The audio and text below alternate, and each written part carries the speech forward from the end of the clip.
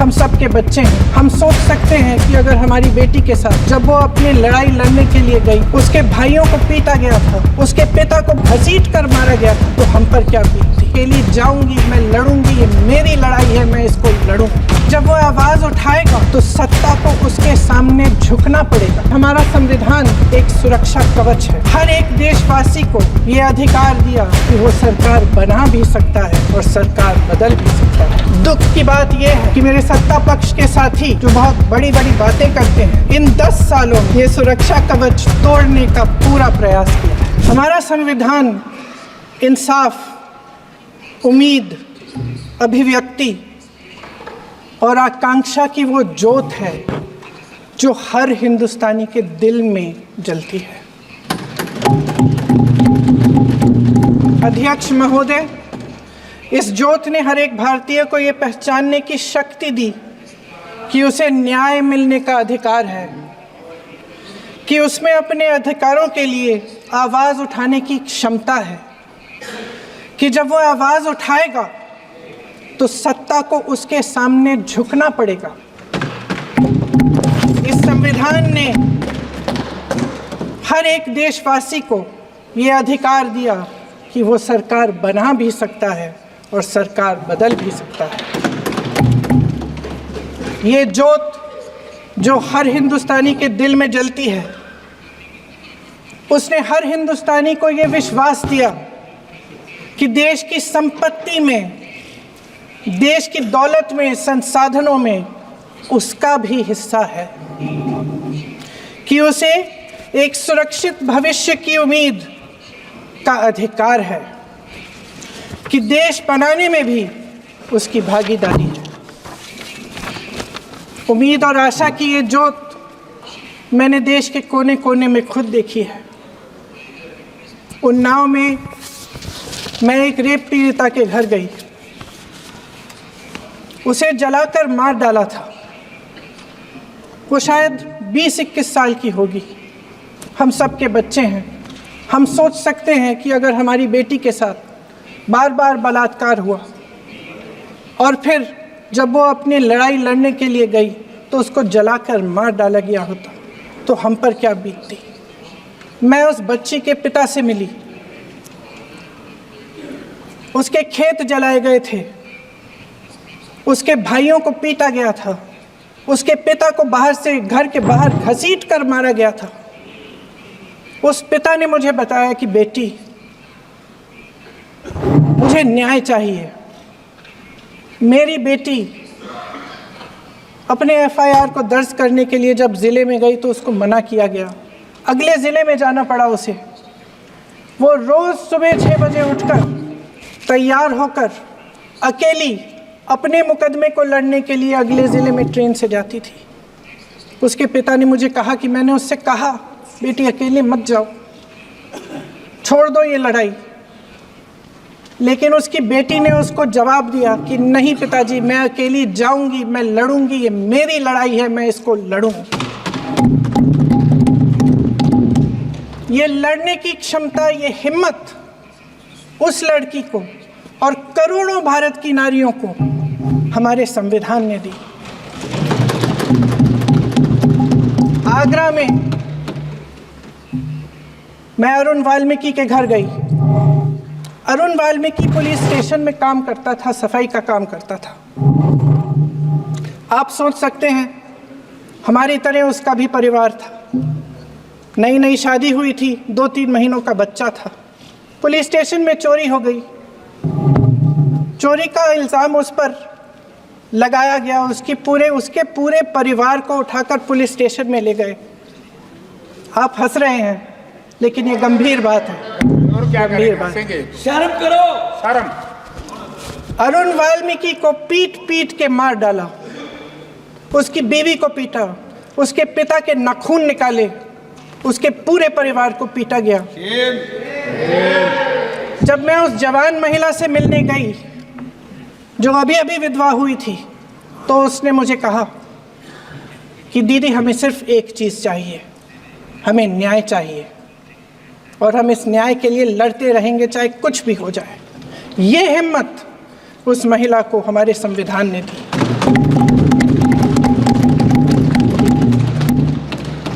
संभल के कुछ लोग आए थे हमसे मिलने जो मृतकों के परिवार के सदस्य थे।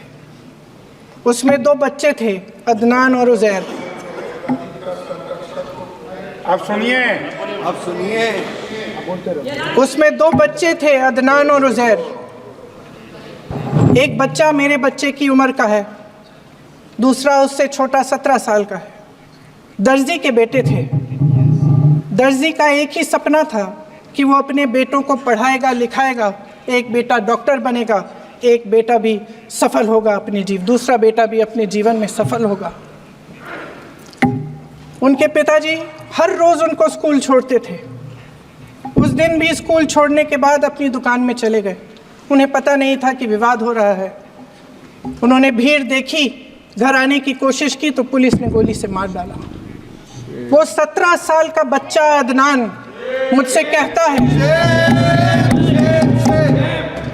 वो 17 साल का बच्चा अदनान मुझसे कहता है कि मैं बड़ा होकर डॉक्टर बन के दिखाऊंगा, मैं अपने पिता का सपना साकार करूंगा। ये सपना, ये आशा उसके दिल में हमारे संविधान ने डाली। अध्यक्ष महोदय, हमारे देश के करोड़ों देशवासियों के संघर्ष में, अपने अधिकारों की पहचान में, इनकी कठिन से कठिन परिस्थितियों से लड़ने की अपार हिम्मत में और देश से न्याय की अपेक्षा में हमारे संविधान की ज्योत जल रही है।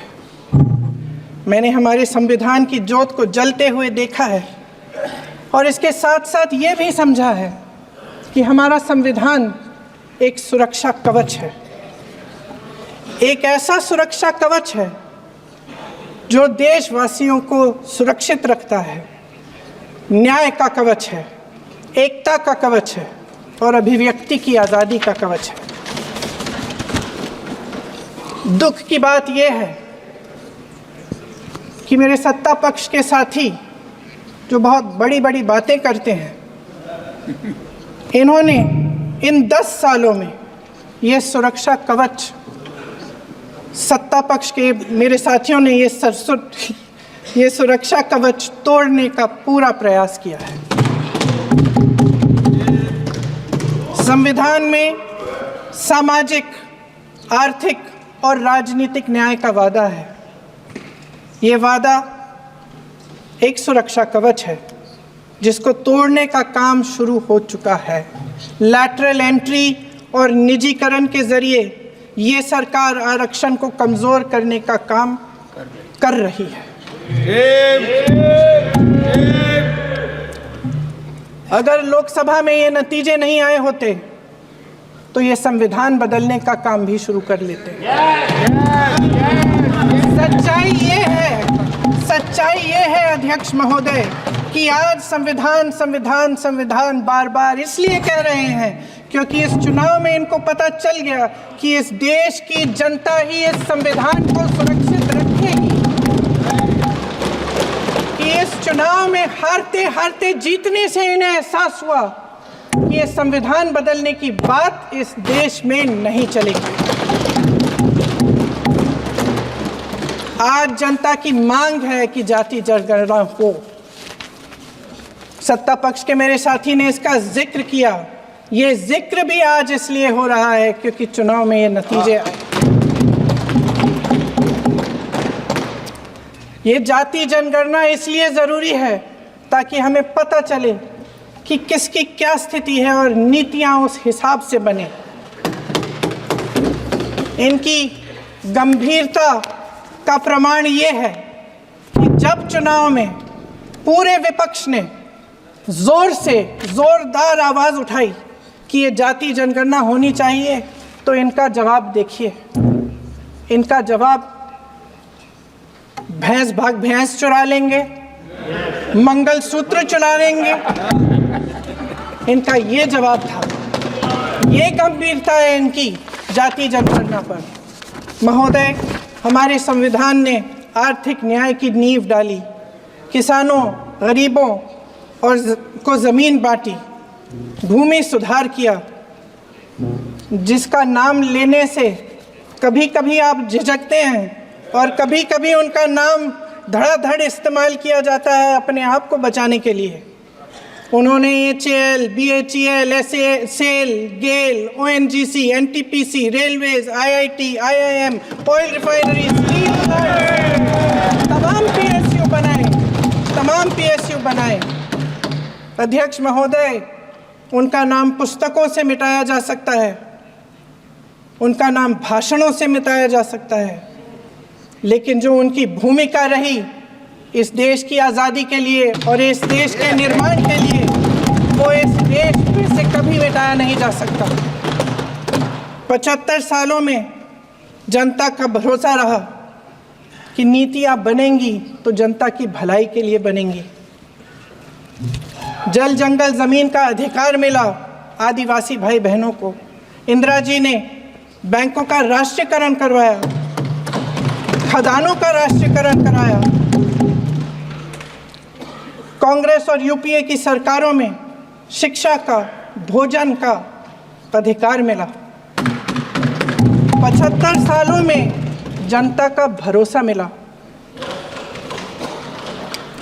पहले संसद चलती थी तो जनता की उम्मीद होती थी कि सरकार महंगाई और बेरोजगारी पर चर्चा करेगी, कोई उपाय निकालेगी, कोई रास्ता निकालेगी। लोग मानते थे कि अगर कोई नई आर्थिक नीति बनेगी तो देश की अर्थव्यवस्था को मजबूत बनाने के लिए बनेगी, तो भारतीय बाजार को मजबूत बनाने के लिए बनेगी, उनके भविष्य को मजबूत बनाने के लिए बनेगी। किसान और आदिवासी भाई बहन भरोसा करते थे कि यदि ज़मीन के कानून में संशोधन होगा तो उन्हीं की भलाई के लिए होगा। आप नारी शक्ति की बात करते हैं। आज चुनाव की वजह से शायद इतनी बातचीत हो रही है नारी शक्ति के बारे में, क्योंकि हमारे संविधान ने महिलाओं को ये अधिकार दिया, उनकी शक्ति को परिवर्तित किया वोट में। और आज आपको पहचानना पड़ रहा है कि महिलाओं के बिना, कि नारी शक्ति के बिना ये सरकारें नहीं बन सकती हैं। इसीलिए आज आप नारी शक्ति की बातें दोहरा रहे हैं। जो आप नारी शक्ति का अधिनियम लाए हैं उसको लागू क्यों नहीं करते? वो 10 साल बाद लागू क्यों होगा? क्या आज की नारी 10 साल इंतजार करेगी उसके लागू करने के लिए? क्या बात है, क्या